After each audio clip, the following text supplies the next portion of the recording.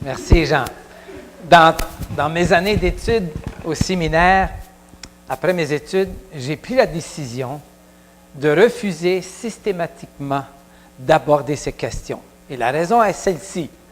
Oui, Jean, on va l'aborder. Ce que je veux dire, c'est qu'il y a eu tellement de divisions sur l'interprétation. C'est amillénariste, prémillénariste, A1000 ou pré-1000. Nous, on est dans le 1000. Vraiment, là. C'est incroyable. J'ai entendu des choses où il y avait le mot chicane est juste. Et on oubliait la question fondamentale. En tout cas, finalement, c'était carrément mis de côté. Qu'est-ce que ça affecte dans ta vie? Est-ce que vous êtes convaincu que le Seigneur revient? Il y a le retour du Seigneur, mais il y a aussi la fin de notre vie terrestre, dans un sens. Ça rejoint cela. Que le Seigneur revienne avant ou après que je meure, ça n'a pas d'incidence dans ma vie. Mais le fait que vous êtes convaincu que le Seigneur revient, et sinon, il va falloir se voir. Il va falloir qu'on pose des questions et qu'on lise les Écritures. Et c'est ce que j'aimerais que nous fassions, et c'est ce que nous faisons régulièrement. Oui? Ah, ben oui. C'est en date d'aujourd'hui, sur PowerPoint. Ben oui.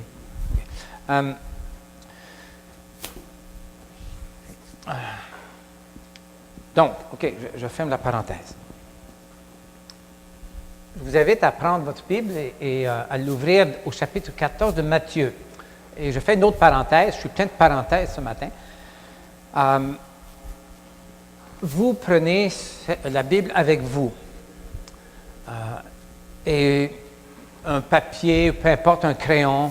Assurez-vous d'avoir ceci parce que de toutes les confessions de foi écrites depuis le début de l'ère chrétienne jusqu'à aujourd'hui, elle est toujours sujette à modification. Je m'explique. Une déclaration de foi, une confession de foi, c'est que nous croyons, vous connaissez cela, en Jésus-Christ, notre Seigneur, etc. Et dans une confession de foi, il y a aussi une expression de conviction. Mais elle ne remplacera jamais la parole de Dieu. Je peux exprimer des convictions, comme je vais le faire ce matin, comme je le fais, comme Jean ou peu importe les enseignants ici, mais c'est ce qui va superposer le tout. C'est la parole de Dieu. Dieu nous a accordé son esprit pour que nous puissions discerner ce qui est vrai, ce qui est faux. Je suis sujet à l'erreur, personnellement. J'étudie, oui, mais demeure que je suis sujet à l'erreur. Et deuxièmement, nous pouvons être unis même si nous ne sommes pas d'accord sur certains sujets. Et c'est permis. C'est permis de ne pas être d'accord. Matthieu chapitre 14, à partir du verset 22. Voilà. Ce matin, dans la lecture d'ouverture, vous vous souvenez de cette jeune fille qui a vécu, et l'ange dit « N'aie pas peur ». Il y a eu une situation où elle a vécu cette peur. Et voici ce que nous lisons à partir du verset 22 au chapitre 14. Aussitôt après, Jésus fit monter les disciples dans la barque pour qu'ils passent avant lui de l'autre côté du lac, pendant que lui-même renverrait la foule. Mais là, lisez un peu avant pour avoir ce contexte. Après l'avoir envoyé, il monta sur une colline pour prier. Quand le soir fut venu, il se tenait là, seul. La barque était déjà à une bonne distance de la terre. Elle était battue par les vagues, car le vent soufflait contre elle. Et tard, dans la nuit, Jésus se dirigea vers ses disciples en marchant sur l'eau. Et quand ils le virent marcher sur l'eau, ils furent terrifiés et dirent « C'est un fantôme !» Ils poussaient des cris de frayeur. Mais aussitôt Jésus leur parla.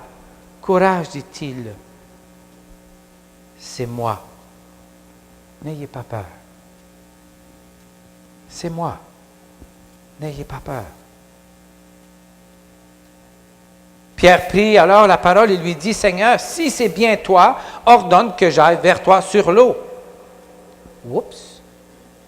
Viens. Je ne pense pas qu'il s'attendait à ça. « Viens, » répondit Jésus. Pierre sortit de la barque et se mit à marcher sur l'eau pour aller à Jésus. Mais quand il remarqua la violence du vent, il prit peur.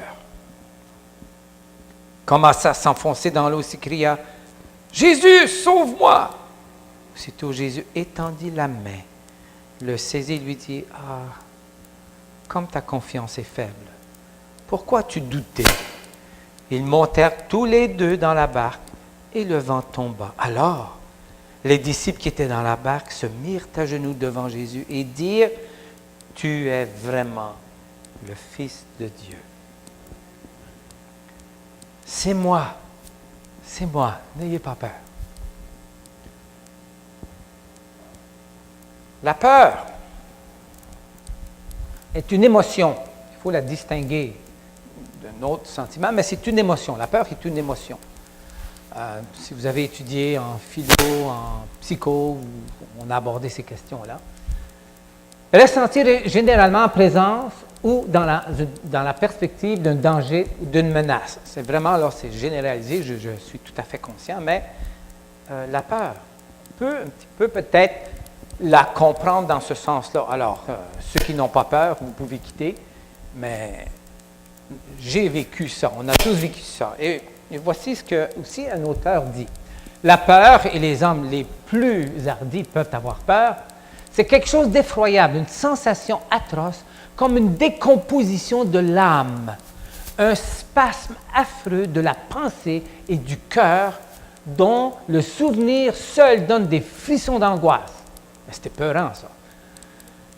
Mais cela n'a lieu, quand on est brave, ni devant une attaque, ni devant la mort inévitable, ni devant toutes les formes connues du péril. Cela a lieu dans certaines circonstances anormales, sous certaines influences mystérieuses en face de risques vagues.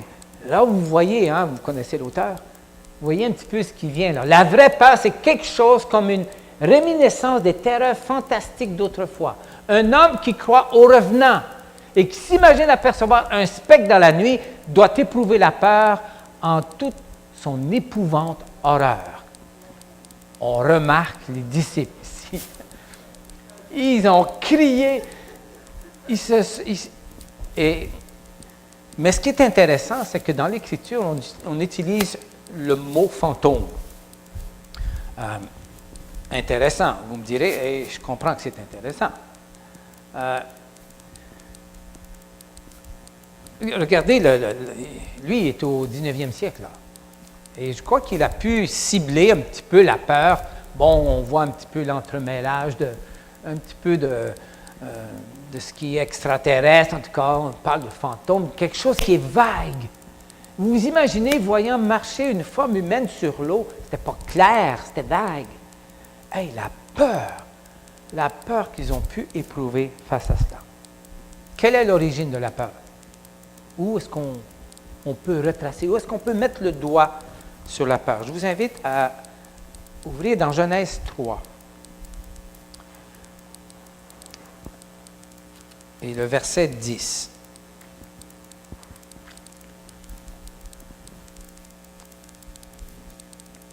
Bon, vous connaissez le texte, vous l'avez appris par cœur depuis avant votre naissance.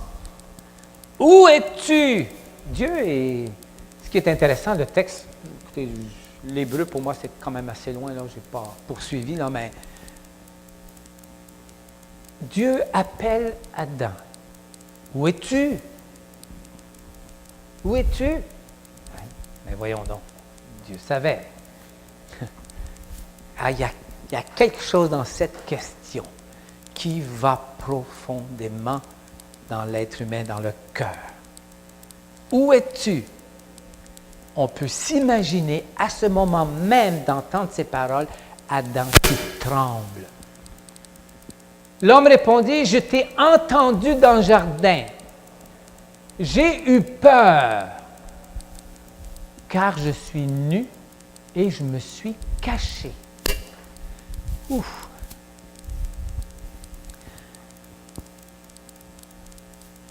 Voici ce que le texte nous dit.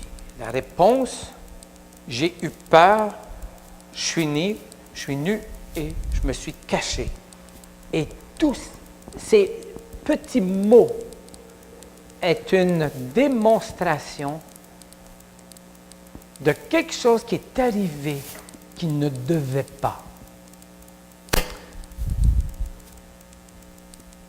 Bon, oui, il y avait une honte, il était nu, mais je crois que c'est la peur d'être vu tel que nous sommes.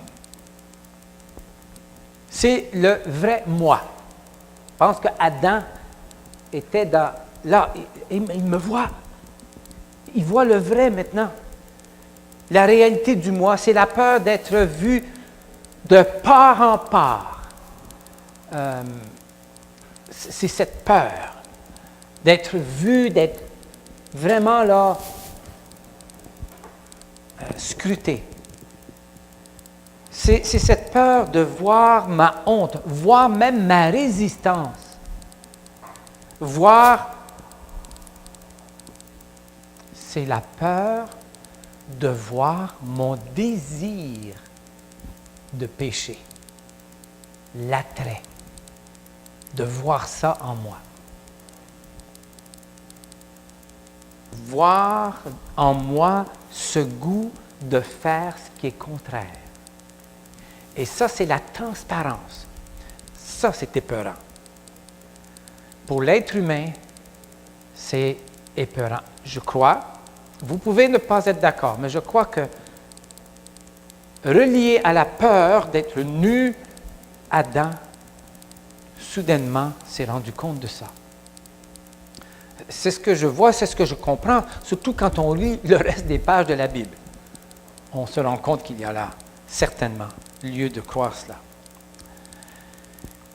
C'est le départ, c'est l'origine, c'est la vraie source de ma peur. C'est là. Où es-tu? Je t'ai entendu, j'ai eu peur. Je t'ai entendu. J'ai eu peur. Peur de Dieu.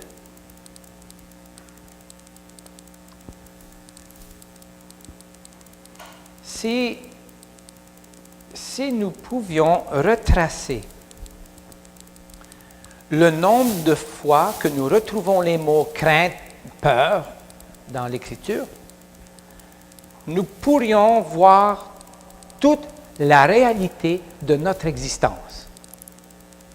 Nous pourrions peut-être voir là, ah, ça c'est ma réalité.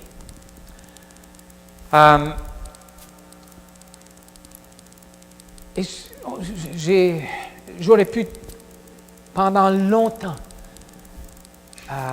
tout mettre ça un après l'autre, les peurs. Vous vous souvenez, Sarai, dépendamment de la traduction que vous avez, son mensonge. Je n'ai pas ri. Lorsqu'ils ont mis en lumière le mensonge de Sarah.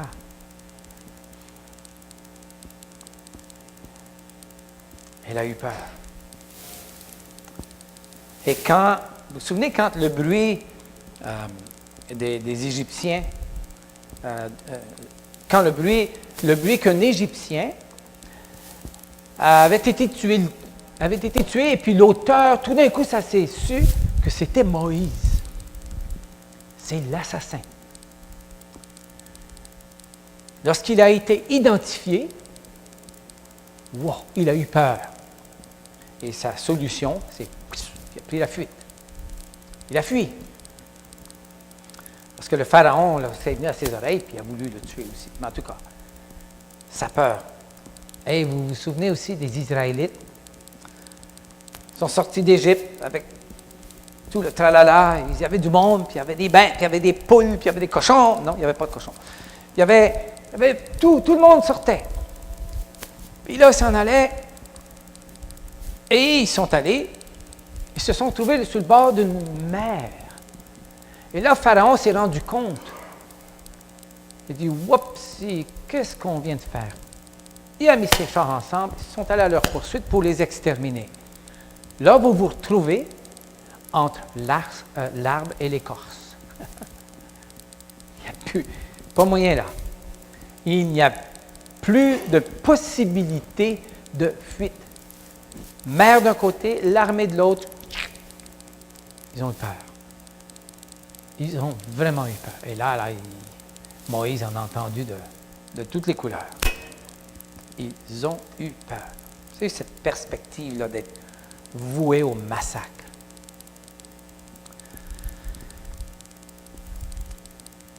Chez l'homme, la peur peut se manifester par des tremblements.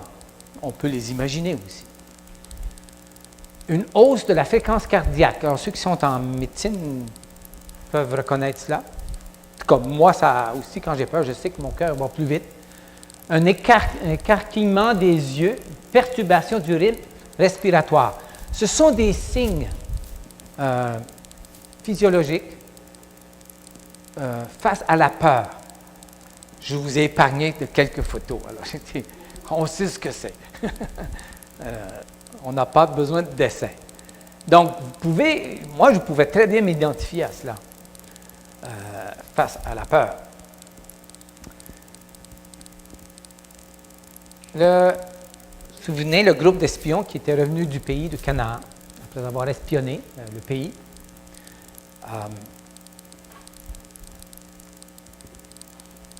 le rapport qu'ils ont fait aux dirigeants était poussé, influencé par la peur de voir ces géants.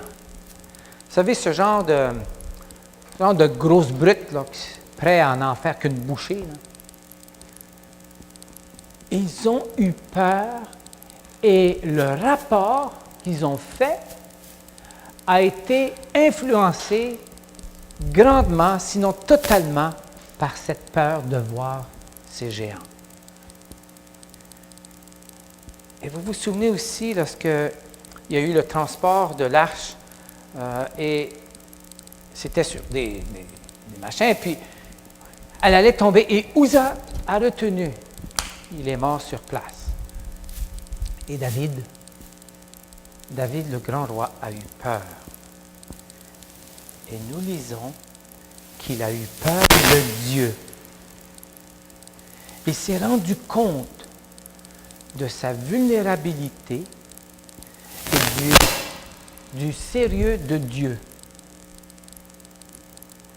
Nous lisons qu'il a eu peur de Dieu.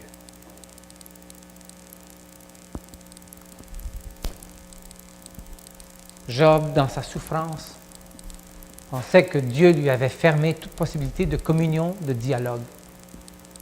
Vous vous souvenez de cela? Et voici ce qu'il dit: je n'ai pas refusé ce qu'il me demandait. J'ai gardé dans mon cœur tout ce qu'il m'ordonnait. Mais il n'a qu'une idée. Qui l'en fera changer. Ce qu'il désire, il l'a réalisé. Il accomplit pour moi ce qu'il a décidé, comme tant d'autres plans qu'il a mis en réserve. Voilà pourquoi je suis terrifié devant Dieu. Oui, plus je réfléchis et plus j'ai peur de lui. C'est une peur qui est mélangée à la description que nous avons quelque peu faite, mais aussi cette peur de cette distance, de cette grandeur, lorsqu'on, tout d'un coup, on perçoit Dieu. On ne peut pas rester indifférent. Quand on comprend un peu, même un tout petit peu, il y a une peur, une crainte qui s'installe. C'est une peur vraiment respectueuse devant Dieu. Les disciples de Jésus, vous vous souvenez, le jardin de Gethsémani, ils venaient de terminer ce moment ensemble. Judas l'avait trahi, les soldats arrivent.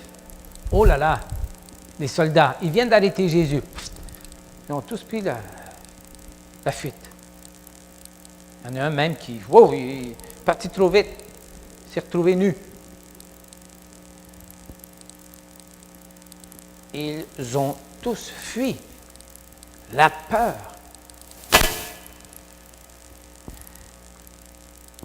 Quand ils ont vu cette forme humaine venant sur l'eau, écoutez, là, avoir été dans la barque, là, moi, je serais sauté dans l'eau, puis je serais sauvé à la nage, quelque part. Le mot en grec est fort. Ils ont crié. C'est un fantôme. Ils ont vraiment, je ne vais pas le faire ce matin, là, c'est certain. Mais ils ont crié, ils ont eu peur. Cette peur qui les a comme complètement arrêté tout ce qui est de bon sens. Tout ce qui pouvait leur permettre de réfléchir, d'agir d'une façon sensée. Ça a été complètement paralysé. Et la réaction chez eux, c'était la terreur, la peur incroyable. Mais ajoutez à cela une mer ils étaient en train de couler. Chez l'homme, elle peut être individuelle ou collective. Tous se sont mis à crier. Ben, écoutez, quand quelqu'un se met à crier, ben, tu as tendance à suivre. Quand 3 crient, ben voilà. Mais quand vous êtes 12, wow, c'est une peur d'un danger hypothétique. Parce que dans cette situation, c'est du flou. Qu'est-ce que c'est ça? Et entremêlé avec toute cette question de fantôme qui est imaginaire, qui était populaire, imaginaire, et Jésus leur a démontré que bon, ça n'existe pas là plus tard, mais juste pour dire que dans leur pensée, c'était ça. Ils étaient vraiment là, sidérés, cloués sur place à cause de cela. J'ai peur devant un Dieu saint à cause de mon péché. Et ça, ce n'est pas hypothétique. Et c'est cette distance que je mets, une distance respectueuse d'un Dieu grand, saint, pur, quand je me vois. Donc, c'est comme Adam, il a eu peur, Dieu voyait de part en part. C'était transparent. Il ne pouvait absolument rien cacher. Rien cacher. Il est vrai que la peur peut nous ralentir, quelle que soit sa source. Elle peut nous ralentir. Et puis quand la peur est intense, profonde, elle peut même nous arrêter, absolument nous paralyser dans la vie. Nous paralyser où je ne peux plus prendre de décision, je ne peux plus faire de choix. Je suis paralysé à cause de la peur. Et je suis dans cette barque. Et la peur chez Adam est concrète. Elle est concrète, nue. Et sa solution, se cacher. Qu'est-ce qu'il y a caché? Il est transparent. Mais lui, à cause du péché, est-ce que sa peur peut s'apparenter à la nôtre? Je crois qu'il y avait la peur de sa vulnérabilité. Une peur que tout d'un coup, tu te trouves dans un lieu très, très vulnérable. Nu, ouvert, transparent, Dieu pouvait voir sa faute. Donc, la peur chez les Israélites émanait du fait que ils se retrouvaient dans une situation des plus vulnérables. Jamais ils ne s'étaient sentis coincés de telle manière. Et là, c'était la peur. La panique générale. Je ne l'ai pas montré, mais il arrive dans des stades lorsqu'il y a une panique, il y a du piétinement, il y a des morts. C'est comme, tu ne vois plus rien. C'est la panique générale. La peur chez les disciples, ce qui est intéressant, c'est qu'elle provenait d'une fausse croyance qui émanait d'une tradition, qui émanait de l'ésotérisme. Ils avaient peur, mais c'était basé sur une fausse croyance. Dans les fantômes. Et on sait que les fantômes étaient annonciateurs, selon la tradition, d'une mort certaine. Notre frère David Rowley, dans son message sur la peur, avait abordé un peu cette question. Mais les Écritures nous offrent une solution à nos peurs. N'ayez pas peur, répondit Moïse. Tenez bon et vous verrez comment le Seigneur interviendra aujourd'hui pour vous sauver. Vous verrez. Bon. Tenez bon, n'ayez pas peur. C'est facile à dire, là. Mais là, quand tu vois l'armée là, qui est pas loin, et puis ben là, la nage est longue, puis tu ne peux pas y arriver, tu te retrouves dans ce lieu où tu ne veux surtout pas être. Et ça, ce lieu, je m'y suis retrouvé plus souvent que j'aurais vraiment aimé. Et il dit, vous verrez comment le Seigneur interviendra aujourd'hui pour vous sauver. Il n'en avait encore aucune espèce d'idée de comment il allait faire. N'ayez pas peur. Notre vulnérabilité peut nous pousser à avoir peur et dans certains cas, nous retrouver dans une situation d'impasse. Vous savez, ce sens d'issue dans lequel on ne veut surtout pas se retrouver. L'autre jour, je tourne sur une rue, je tourne à gauche. Bon, okay, j'ai une contravention pour ça. Mais là, écoutez, pas de virage à gauche entre 9 et 10 heures, je ne l'ai pas vu, moi, la pancarte. Hey, je reçois la note, la facture. Mais là, en tout cas, c'était pas ça. Je tourne à gauche. Oh non, j'ai dit, c'était complètement fermé, barré. J'ai dit, quoi? Montréal? Alors, je retourne, j'étais sur Côte-Sainte-Catherine, je prends un autre rue. Hey, mais encore, mais là, j'ai dit, un sens issue, ça m'embête un peu, en tout cas. Tu te retrouves devant, vraiment, c'est une impasse. Vraiment une impasse. Ah, je ne l'ai pas digéré, cette facture. Mais là, écoutez, j'arrête. N'ayez pas peur.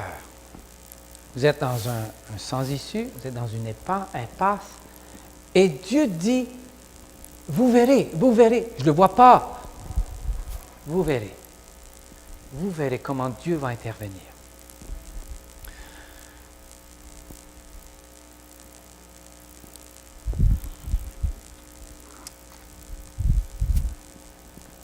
Tout à fait libre à vous. Il y a un petit papier, crayon si vous en avez besoin. À inscrire sur cette petite feuille une impasse dans laquelle vous vous retrouvez en ce moment, si c'est le cas. Vous l'écrivez, si vous voulez. Alors, si vous voulez un petit feuillet, faites le signe à Étienne.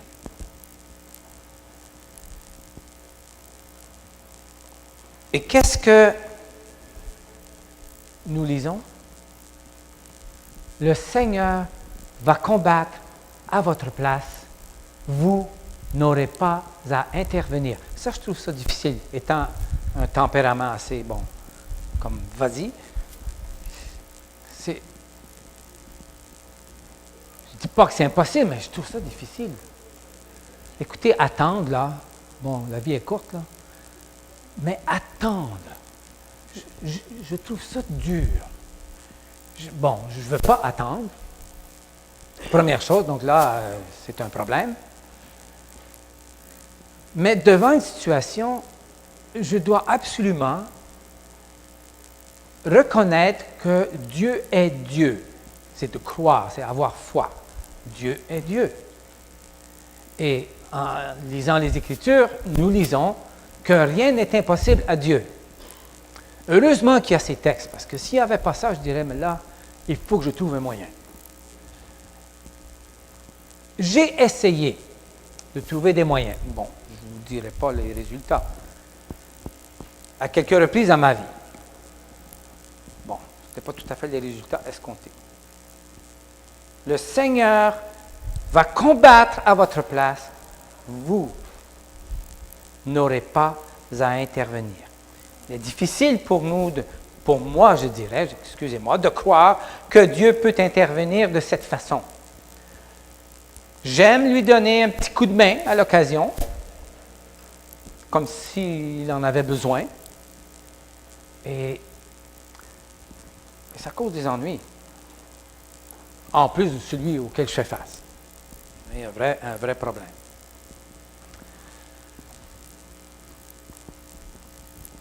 Dieu est Dieu.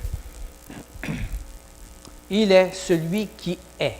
Il est presque impossible à traduire dans nos langues une description de Dieu. Donc, on utilise un présent qui est toujours présent.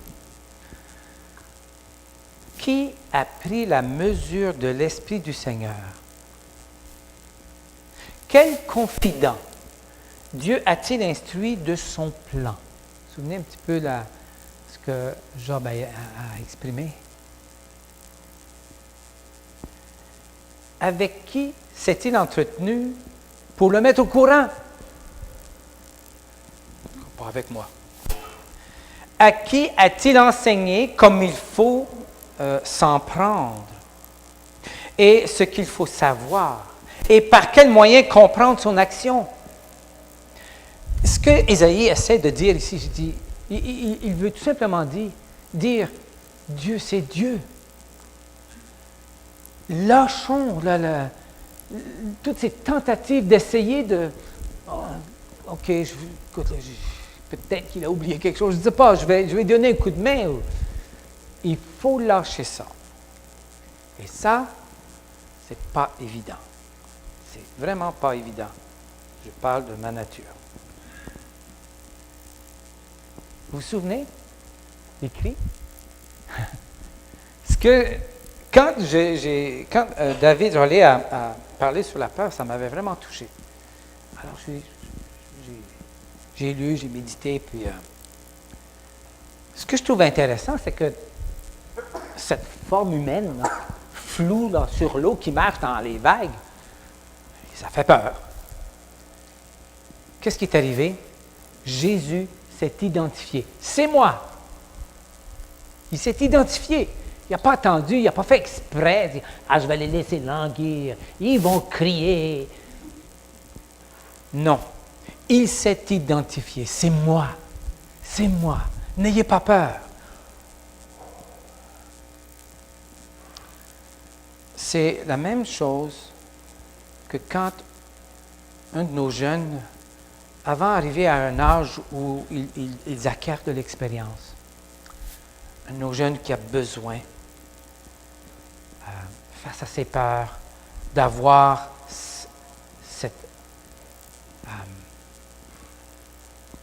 cette intervention de nous. Une jeune fille, je crois qu'elle avait 14 ans, elle vivait quelque chose de pénible, les amours, et puis et tout ce qu'elle avait besoin et ce qu'elle a reçu, c'était une main dans le dos, frotter un peu le dos. Et son témoignage, elle a dit, tout est tombé. Toutes mes peurs, tout ce qui vivait, mes émotions, et qui, un jour c'est là, d'autres jours c'est là, et puis ça voyage comme ça. Elle dit, cette main, je me souviens plus si c'était son papa ou sa maman. Tout simplement être prêt. Jésus s'est identifié, et à ce moment-là, il y a eu comme, mais on le voit dans Pierre, si c'est toi, comme s'il en doutait, je ne pense pas qu'il doutait. Je ne pense pas. Je crois qu'ils ont tous reconnu la voix de leur maître. Je crois que Pierre, on connaît le tempérament de Pierre dans les Écrits, hein, le peu qu'on sache de lui. Ouf! Disons qu'avoir ça dans un conseil d'église, là, ça serait assez intéressant. Je ne pense pas que c'était en cette attitude, mais si c'est toi, viens que je vienne vers toi. Mais viens. Ouf! Moi, je ne pense pas être descendu de la barque. Je doute que j'aurais posé cette question. Je lui aurais demandé.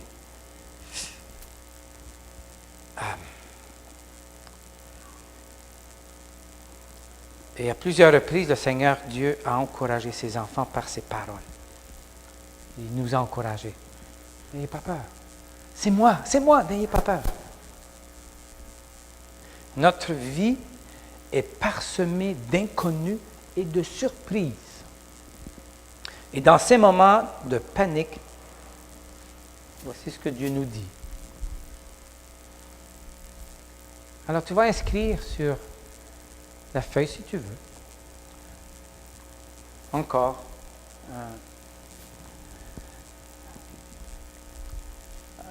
Tes peurs, faiblesses qui t'empêchent d'avancer.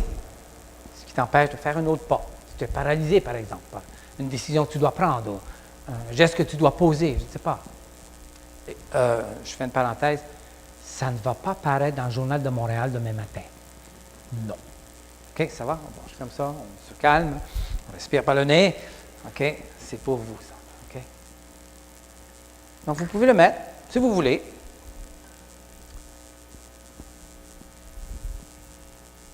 Parole de Dieu pour nous aujourd'hui. Et voici ce qu'il dit.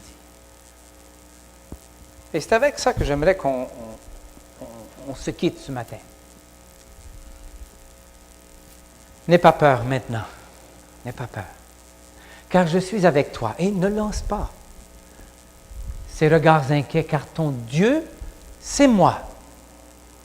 Jésus a dit, c'est moi. N'ayez pas peur. Et Dieu a dit exactement la même chose à son peuple, au travers du prophète Ésaïe. Car ton Dieu, c'est moi. Je viens te rendre courage, j'arrive à ton secours et je te protège. Ma main droite tient sa promesse. Vous avez une traduction différente dans votre Bible, ça va. Non, ça revient à la même chose. Et c'est vraiment ma prière pour vous. Là où vous êtes en ce moment, que ce soit, prenez-le. C'est dans Isaïe 41, 10. Tapez-le, mettez-le, je ne sais pas où, dans votre mémoire, sur le frigo, dans le miroir de votre salle de bain, de votre chambre à coucher. Mettez-le quelque part. Retenez-le, mémorisez-le. De dire, car ton Dieu, c'est moi. Jésus dit, c'est moi. N'ayez pas peur, c'est moi. Et sur cette feuille que vous avez, vous la prenez. Et dans vos moments, dites-le à Jésus, voici ce que vous avez écrit. Aide-moi.